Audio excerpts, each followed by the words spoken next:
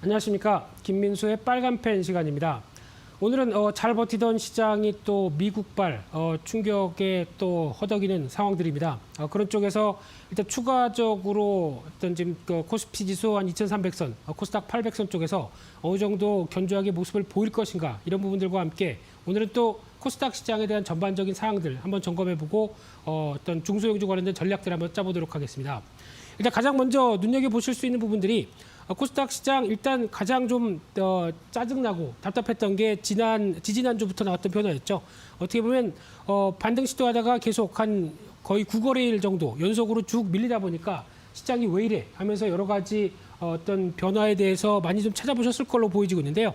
그러다 보니까 어제 그리고 그저께와 어제 좀 반등이 나왔다고 하더라도 여전히 800선 이하입니다. 그런데 여기서 이제 중요하게 봐야 될 부분들은 일단 수급이란 부분들 쪽에서 기관의 역할이 전혀 작용하지 않고 있는 상황들이죠.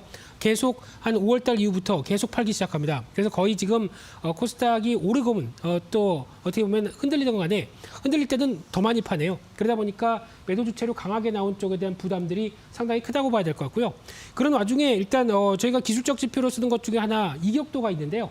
특히 보통 나중에도 혹시나 기억을 해보실 부분들이 이격도가 한 100이 이탈돼서 한 95까지 내려오기 시작한다. 빠르게 이 정도까지 내려오기 시작한다라고 하게 되면 일단은 반등이 나옵니다. 단기 반등에 대해서 무게를 두면서 전략을 짜시는 게 맞는데 이번에 한 94 정도까지 가서 반등이 나왔죠. 그러다 보니까 단기 반등은 이어갔는데 그러면 여기서 이격도만 믿고 계속 다시 쭉 올라올 것이냐라는 부분들은 아직은 모르겠습니다. 여러 가지 이슈가 좀 많은 상황들이죠. 그래서 반등은 시도했지만 여전히 아직은 갈 길이 오리무중이다라는 쪽에서 보시면서 일단 시장 흐름들을 대응하셔야 될 것 같고요.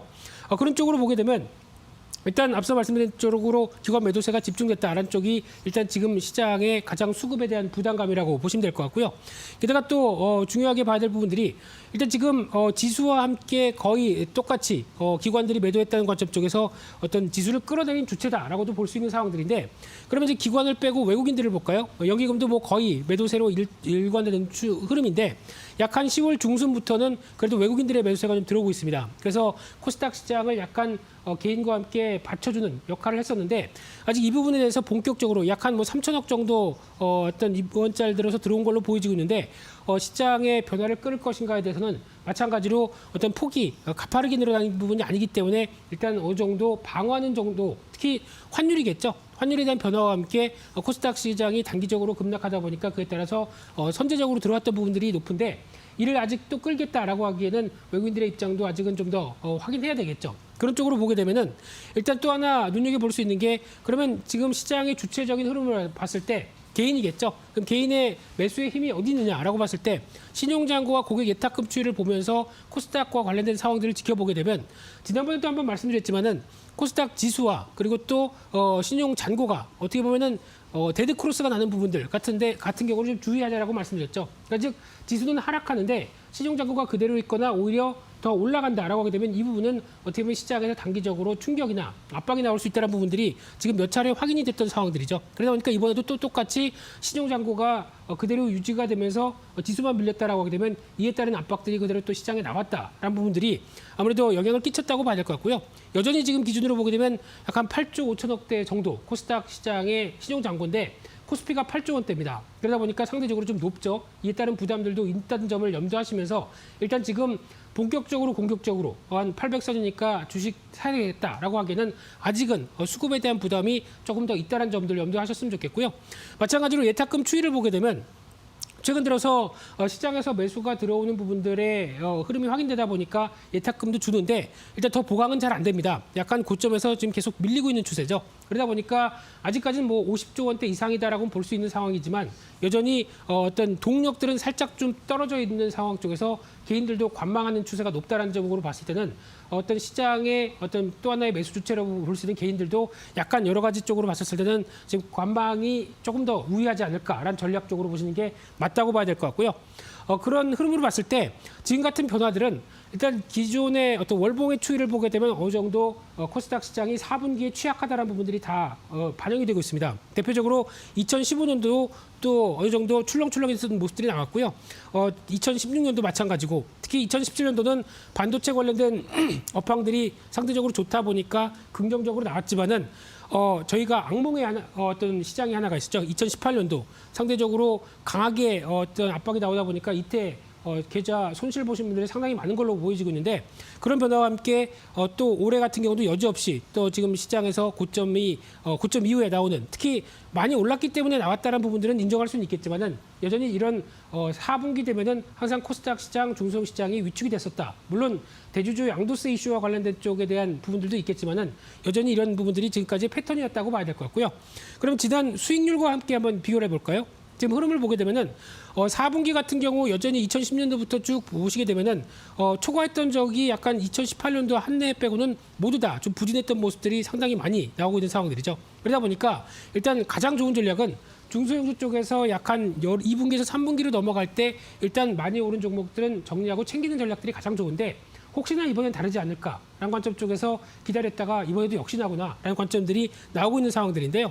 그러다 보니까 또 하나 눈여겨볼 수 있는 게 4분기는 그러면은 어느 정도 부진하다, 주식 못하겠다라고 생각해서 여기서 만약에 다 정리한다라고 하면 어떤 현상이 나오냐면 그다음 1분기로 넘어가 볼까요? 다음 연도는 오히려 대부분의 흐름을 보게 되면 상당히 좋습니다. 그렇다는 얘기는 쉽게 말씀드리면은 그러니까 코스닥 시장 같은 경우 패턴들이 한 여름 때 한번 팔고 겨울에 급락하게 되면 다시 사서 또 봄 때 사자라고 하는 전략들이 가장 맞는 흐름들이 아닐까요? 어떤 패턴이 일관성이 좀 존재하죠. 그러다 보니까 이번에도 혹시나 또 종목들 좀 고점에서 좀 물렸다라고 생각하시는 분들은 이 종목이 그래도 기업의 큰 변화가 없이 그래도 여전히 어떤 기업 가치가 괜찮다, 실적도 괜찮다라고 하게 되면 버티는 게 맞겠죠. 그리고 오히려 빠르게 하락한다라고 하게 되면 저점 매수를 통해서 다음 1분기를 노리는 게 더 맞겠죠. 이런 전략에 대한 변화를 생각해 보시면서 패턴들도 한번 염두를 하셨으면 좋겠고요. 그런 흐름으로 봤을 때 또 이번에 가장 많이 하락한 종목들이 어떤 섹터인가 봤더니 분홍색이 지수입니다. 이 지수 대비해서 가장 많이 하락한 쪽은 셀트리온 헬스케어 관련된 바이오겠죠. 그리고 에코프로비엠 또 주가가 상대적으로 지수보다 더 많이 밀렸죠. 그러다 보니까 2차 전지 관련된 부분들, 또 KMW 마찬가지로 통신 장비 이런 쪽이 대표적으로 가장 지수 대비해서 많이 밀린 흐름들이 아닌가 싶은데 5G 관련된 쪽은 일단 잘 모르겠습니다. 왜냐하면 지금 하도 어떤 저주파, 고주파 사이에서 어떤 고주파 쪽을 일단 통신사가 더 투자를 안 할 것이다라는 얘기도 나오다 보니까 일단 지금 실적에 대한 변화는 지금 국내보다는 해외 쪽에서 수주가 관건이 돼야 될 텐데 이 부분에 해답을 못 준다고 하게 되면 일단 통신 장비주는 약간 좀 모멘텀을 잃지 않을까 생각되고 있고요. 오히려 아직까지 모멘텀들이 여전히 있다라고 하는 뭐 바이오나 2차 전지 이쪽은 특히 바이든 후보가 당선된다라고 하게 되면 오바마 헬스케어를 이어갈 거고요. 게다가 또 친환경 쪽이다라고 하게 되면 기대감은 여전히 남아 있습니다. 그렇기 때문에 이쪽에 대해서는 여전히 지수보다 좀 더 많이 밀렸기 때문에 추가적인 흐름들 쪽에서 대응을 하자라고 보시면 가장 좋을 것 같고요.